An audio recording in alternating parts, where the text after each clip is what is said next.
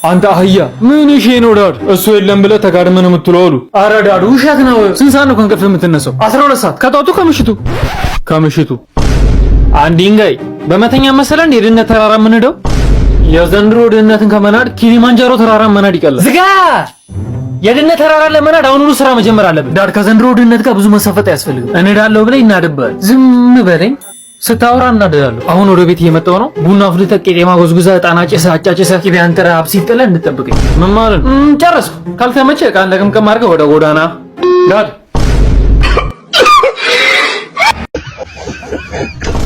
አይ ሞ እንዴት ነሽ? ምን ፈለክ? ምን ነው ትላንት ደውላለሁ ብዬ ስላልደወልኩ ደበረሽ እንዴ? ብለህ ነበር እንዴ?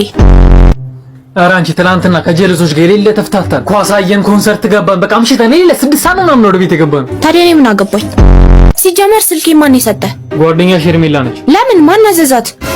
ገና አንቺ ለምንድን ነው የምትኮሪው? ጥግ ድረስ እንደምትወጂኝ የሌለ እንደፎነቀቅሽብኝ እኮ አስታውቅብሻል እኮ እኔ የምወድቅ። አዋ ለምን ይወሻል? ነፍስሽ እስኪንገበገብ። ይቅርታ አድርግልኝና ሙሉ ትምህርት ቤት ውስጥ እንዳንተ የሚዘጋኝ ተማሪ የለም። እሺ በቃ ቻው። ደግሞ ላስደብርክ ምናምን ፈልጌ አይደለም፣ ግን ሁለተኛ እንዳትደውልልኝ። ኦኬ እሺ። ይቅርታ ስለማትመቸኝ ነው። ኦኬ አልደውልም። ቴንኪው። ሁለተኛ እንዳትደውልልኝ። እሺ እሺ። ደህና ዋል። ደህና ዋል።